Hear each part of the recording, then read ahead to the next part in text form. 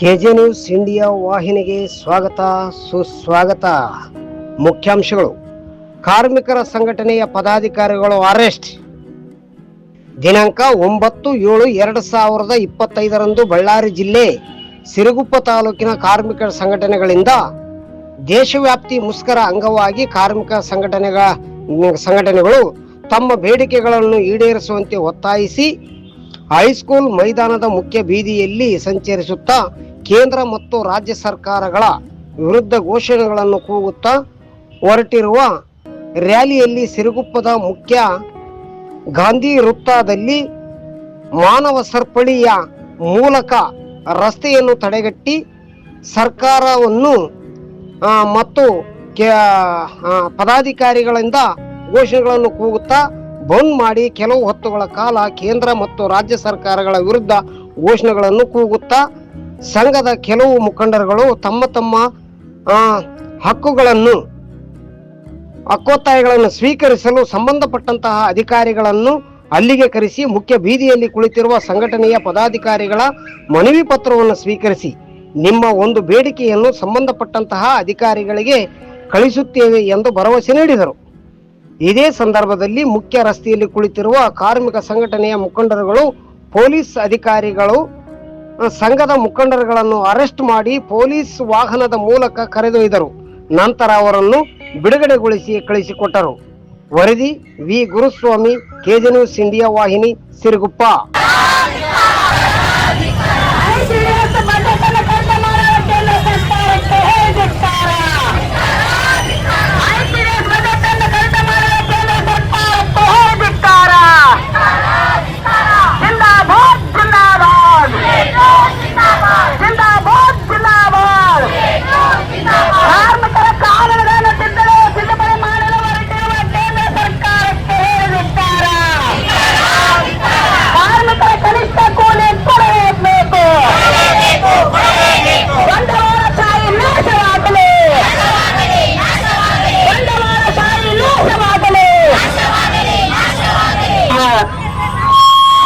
ತಹಸೀಲ್ದಾರ್ ಅವರ ಮೂಲಕ ನಾವು ರಾಷ್ಟ್ರಪತಿಗಳಿಗೆ ಭಾರತ ಸರ್ಕಾರ ಜೆಸಿಟಿ ಕಾರ್ಮಿಕ ಸಂಘಗಳ ಒಕ್ಕೂಟದಿಂದ ನಾವು ಮನವಿ ಪತ್ರವನ್ನು ಸಲ್ಲಿಸ್ತಾ ಇದ್ದೀವಿ ಮಾನ್ಯ ತಹಸೀಲ್ದಾರ್ ಅವರ ಮೂಲಕ. ಇದರಲ್ಲಿ ಸುಮಾರು ಒಂದು 2-3 ಪೇಜ್ ಇರೋದ್ರಿಂದ ಸಂಪೂರ್ಣ ಓದಿ ಹೇಳಕ್ಕಾಗೋದಿಲ್ಲ. ಕೇವಲ ಬೇಡಿಕೆಗಳನ್ನು ಮಾತ್ರ ನಾವು ಓದಿ ಹೇಳಕ್ಕೆ ನಾನು ಇಲ್ಲಿ ನಿಮ್ಮ ಮುಂದೆ ಎಲ್ಲರಿಗೂ ನಿಮ್ಗೆ ಗಮನಕ್ಕೆ ತರ್ತಾ ಇದ್ದೀನಿ ಬಂಧುಗಳೇ.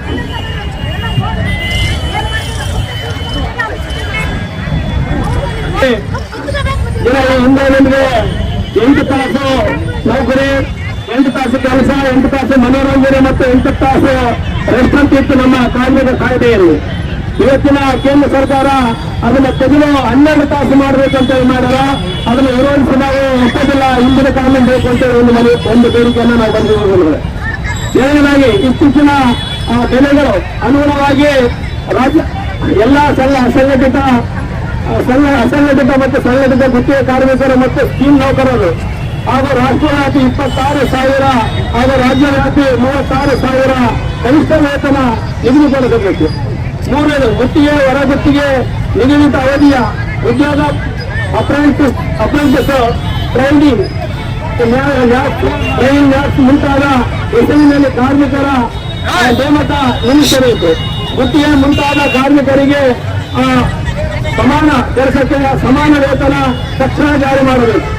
ಕಟ್ಟಡ ಕಾರ್ಮಿಕರು, ಆಟೋ ಟ್ಯಾಕ್ಸಿ ಚಾಲಕರು, ಮನೆ ಕೆಲಸಗಾರರು, ಗೀಜ ಕಾರ್ಮಿಕರು, ಬೀದಿ ಬದಿ ವ್ಯಾಪಾರಸ್ಥರು, ಟೈಲರ್ಗಳು, ಫೋಟೋಗ್ರಾಫರ್ಸ್, ಮೆಕ್ಯಾನಿಕ್ಸ್, ಬೀಡಿ ಅಗರಬತ್ತಿ ಹಂಚು ಕಾರ್ಮಿಕರು, ಮೀನುಗಾರರು, ಇನ್ನಿತರ ಎಲ್ಲಾ ಅಸಂಘಟಿತ ಕಾರ್ಮಿಕರು ಮತ್ತು ಕೃಷಿ ತೋಟ ಕಾರ್ಮಿಕರು ಸೇರಿದಂತೆ ಎಲ್ಲ ವಿಭಾಗದ ಕಾರ್ಮಿಕರಿಗೆ ಕನಿಷ್ಠ ಮಾಸಿಕ 9,000 ಪಿಂಚಣಿ ಹಾಗೂ ಸಾಮಾಜಿಕ ಭದ್ರತೆಯನ್ನು ಖಾತ್ರಿಪಡಿಸಬೇಕು.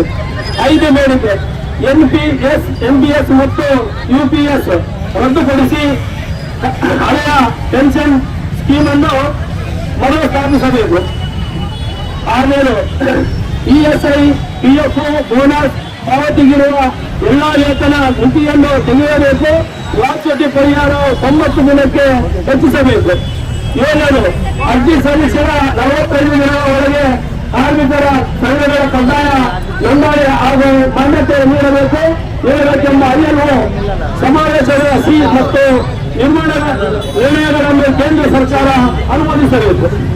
8 ಬೆಲೆ ಏರಿಕೆಯನ್ನು ನಿಯಂತ್ರಿಸಬೇಕು.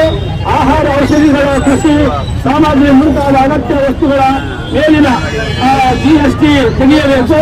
ಪೆಟ್ರೋಲ್, ಡೀಸೆಲ್, ಅಡುಗೆ ಅನಿಲ ಮೇಲಿನ ಕೇಂದ್ರೀಯ ಅಬಕಾರಿ ಶುಲ್ಕ ಇಳಿಸಬೇಕು. ಸಾರ್ವಜನಿಕ ವಿತರಣಾ ವ್ಯವಸ್ಥೆಯನ್ನು ಸಾರ್ವತ್ರಿಕರಣಗೊಳಿಸಿ ಆಹಾರ ಭದ್ರತೆಯನ್ನು ಖಾತ್ರಿಪಡಿಸಬೇಕು. 9 ಸಾರ್ವಜನಿಕ ಉದ್ಯಮ ನಿಗಮ ಮತ್ತು ಇಲಾಖೆಗಳನ್ನು ಖಾಸಗೀಕರಿಸುವ ರಾಷ್ಟ್ರೀಯ ನಗರೀಕರಿಸಲು ರೈತರು ಸ್ಥಳೀಯ ಸಮುದಾಯದ ಉನ್ನತಿಗೆ ಗಣಿಗಾರಿಕೆ ಲಾಭದ 50% ಪಾಲು ಬಳಕೆ ಖಾತ್ರಿಗೊಳಿಸಲು ಖನಿಜ ಮತ್ತು ಲೋಹಗಳ ಗಣಿಗಾರಿಕೆಯ ಕಾನೂನಿಗೆ ತಿದ್ದುಪಡಿ ಮಾಡಬೇಕು. ಖಾಲಿ ಇರುವ ಹುದ್ದೆಗಳಿಗೆ ಭರ್ತಿ ಮಾಡಬೇಕು. ಉದ್ಯೋಗ ಸೃಷ್ಟಿ ಮನೆಪತ್ರವನ್ನು ಸನ್ಮಾನ ಮುಖ್ಯಮಂತ್ರಿಗಳಿಗೆ ಕರ್ನಾಟಕ ಸರ್ಕಾರ ವಿಧಾನಸಭಾ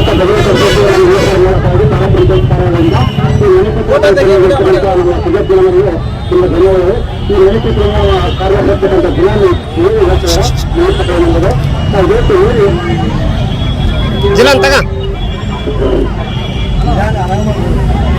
ಮಾನ್ಯ ಗೌರವಿತ ಕಾರ್ಯನಿರ್ವಾಹಕ ಅಧಿಕಾರಿಗಳು ತಾಲೂಕ್ ಪಂಚಾಯತ್ ಸಿದ್ರಿಪ ಅವರಿಂದ ಮಾನ್ಯ ಸನ್ಮಾನ ಗೌರವಿತ ಸನ್ಮಾನ ಮುಖ್ಯಮಂತ್ರಿಗಳಿಗೆ ಒಂದು ಮನವಿ ಪತ್ರವನ್ನು ತಾಲೂಕು ಗ್ರಾಮ ಪಂಚಾಯತ್ ಎಲ್ಲ ನೌಕರ ಸಂಘದ ಬೇಡಿಕೆಯ ಬಗ್ಗೆ ಬೇಡಿಕೆಗಳು ಈ ರೀತಿ ಇರುತ್ತವೆ. ಕನಿಷ್ಠ ವೇತನ ಕರಡು ಅಧಿಸೂಚನೆಯಲ್ಲಿ 51,000 ರೂಪಾಯಿ ನಿಗದಿಪಡಿಸಬೇಕು ಮತ್ತು ಸೇವಾ ವೇತನ ಭತ್ಯೆ ಹೆಚ್ಚಳಕ್ಕೆ ಒತ್ತಾಯಿಸಬೇಕು. ಹಳೆಯ ಪಿಂಚಣಿ ವ್ಯವಸ್ಥೆಯನ್ನು ಮತ್ತೆ ಜಾರಿಗೆ ಮಾಡಬೇಕು ಮತ್ತು ಕಾರ್ಯಕ್ರಮದ ಜಾರಿಗಾಗಿ ಒತ್ತಾಯಿಸ್ತೀವಿ.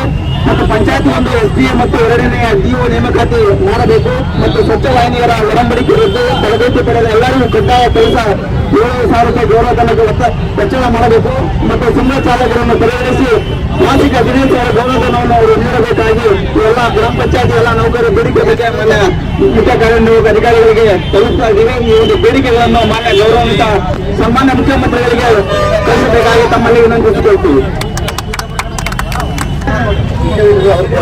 ಎಲ್ರಿಗೂ ನಮಸ್ಕಾರ. ಈ ಒಂದು ಗ್ರಾಮ ಪಂಚಾಯತಿ ಸಿಬ್ಬಂದಿಗಳ ಬೇಡಿಕೆಗಳನ್ನ ನಾವು ಮುಂದಿನ ಹಂತಕ್ಕೆ ಕಳಿಸಿ ಕ್ರಮ ಕೈಗೊಳ್ಳುವುದೆಂದು ಮನೆ ಈವರ ಪರವಾಗಿ ತಮ್ಮೆಲ್ಲರಿಗೂ ತಾನು ತಿಳಿಸ್ತಾ ಇದ್ದೇವೆ.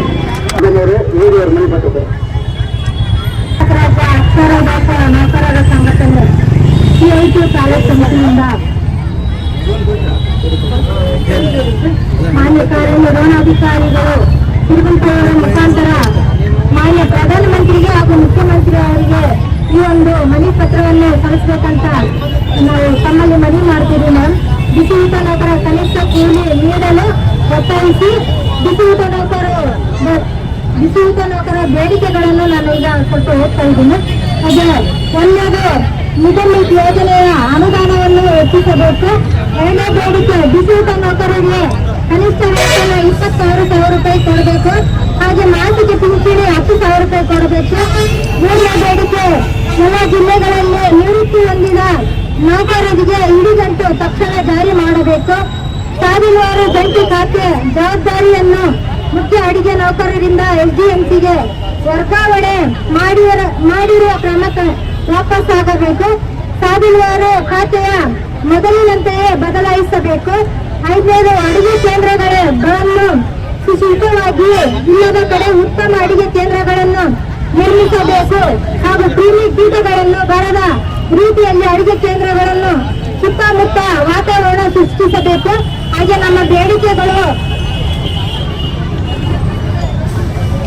90 ಬೇಡಿಕೆಗಳಿದ್ದಾವೆ. ಇದರಲ್ಲಿ ನಾನು 5 ಬೇಡಿಕೆಗಳನ್ನು ನಾನು ಓದಿದ್ದೀನಿ. ಈ ಒಂದು ನಮ್ಮ ಮನವಿ ಪತ್ರವನ್ನು ಈ ಮುಖಾಂತರ ಮತ್ತೆ ನಮ್ಮ ಪ್ರಧಾನಮಂತ್ರಿಯವರಿಗೆ ಹಾಗೂ ಮುಖ್ಯಮಂತ್ರಿಗಳಿಗೆ ಸಲ್ಲಿಸಬೇಕಂತ ನಾನು ಈ ಮುಖಾಂತರ ಕೇಳ್ಕೊಳ್ತಾ ಇದ್ದೀನಿ.